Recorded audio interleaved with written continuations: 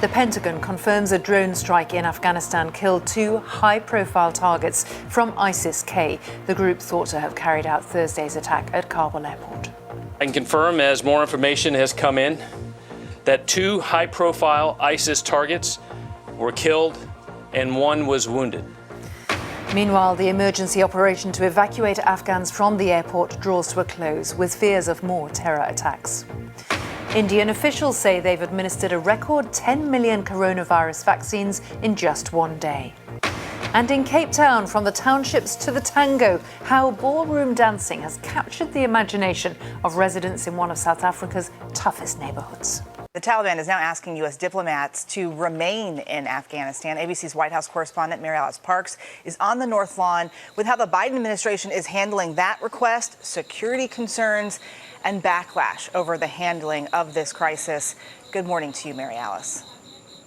Good morning, Eva. The White House has been adamant that the U.S. will still be able to conduct counterterrorism missions like the one we saw last night, even after the military leaves. But they are, of course, facing questions about how challenging that work might get when they don't have people on the ground. White House Press Secretary Jen Psaki was asked about the president's promise to specifically make the terrorists responsible for the attack at the airport pay. She did not mince words yesterday, saying the president made clear he does not want them to live on the earth anymore. The State Department yesterday said they plan to keep working to get vulnerable Afghans out after the withdrawal deadline, and that the Taliban, like you said, even after 20 years of fighting, had asked them to keep a diplomatic presence on the ground. Now, the State Department spokesperson said no decision on that had been made. Of course, it would be so hard to do that without troops there for protection.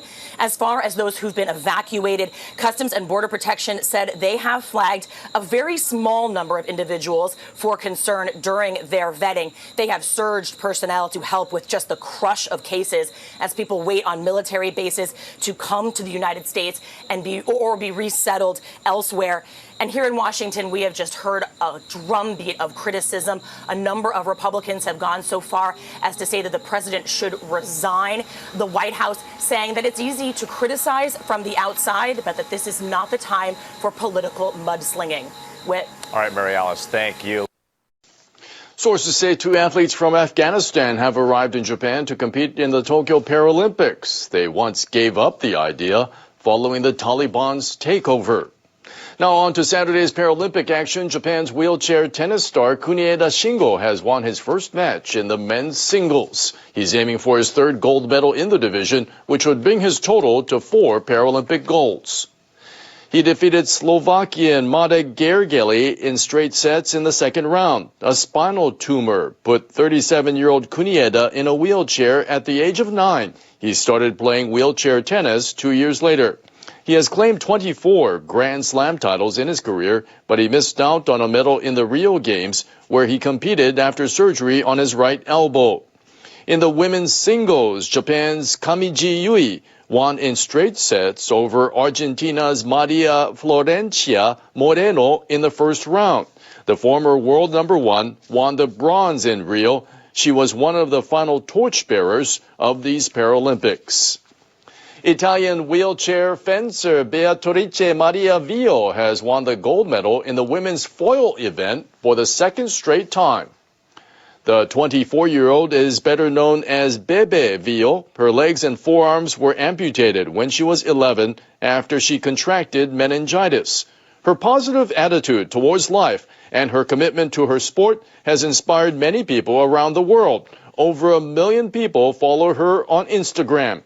She showed her overwhelming speed on Saturday and defeated China's Zhou Jingjing in the final. After the match, she said the past year has been tough with so many painful situations. She said she could not have won gold without her team by her side.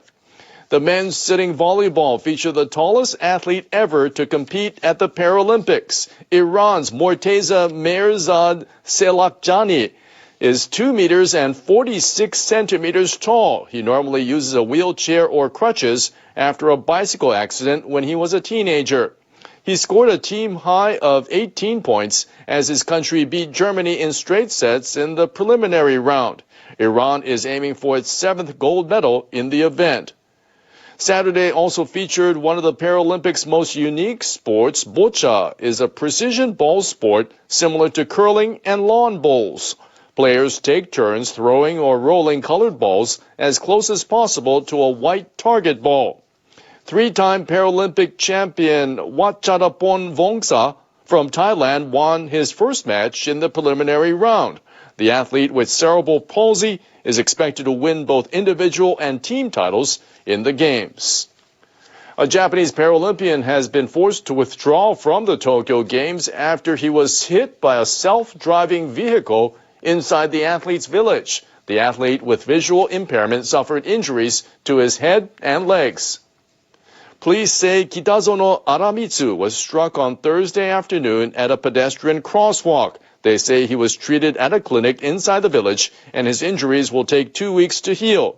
Kitazono was due to compete in the 81-kilogram class in the men's para-judo. He was forced to withdraw from a match scheduled for Saturday. The Toyota vehicle is part of a fleet that had been used to transport athletes and Paralympic officials around the village. A member of the organizing committee expressed his regrets to the judoka at a news conference. We sincerely apologize to the judoka. We will work together with Toyota Motor to thoroughly investigate the cause of the accident and make efforts to prevent a recurrence. Toyota Motor President Toyoda Akio also posted an apology on the company's website. He said self-driving vehicles have faced difficulties coping with the special environment of the Paralympics, which includes people who can't see and those with other impairments.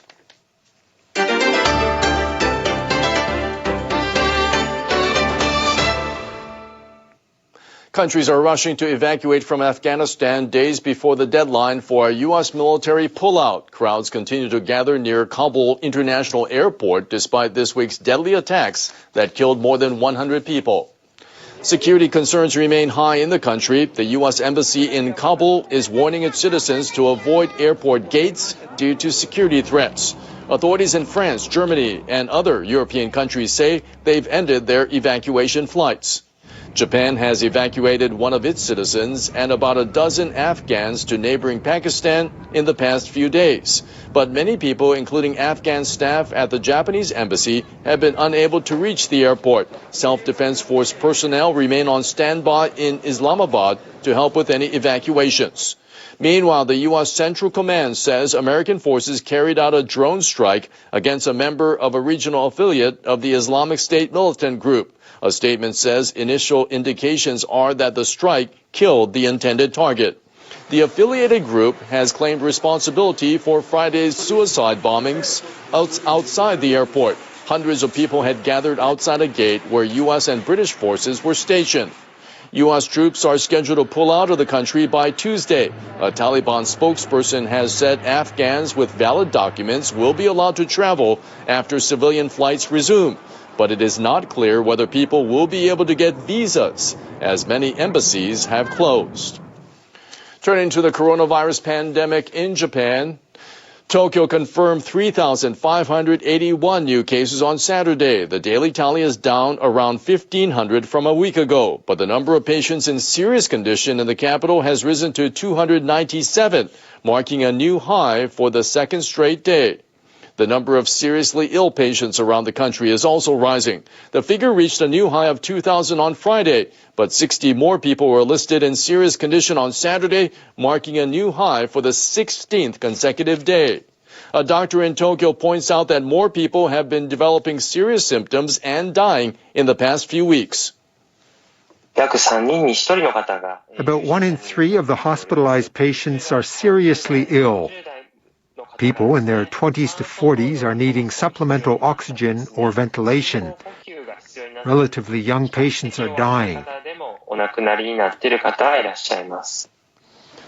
Tourist destinations have seen a plunge in the number of visitors in prefectures where emergency measures took effect on Friday. This iconic shrine in Mie Prefecture would normally be crowded at this time of year. Instead, nearby souvenir shops and restaurants have closed.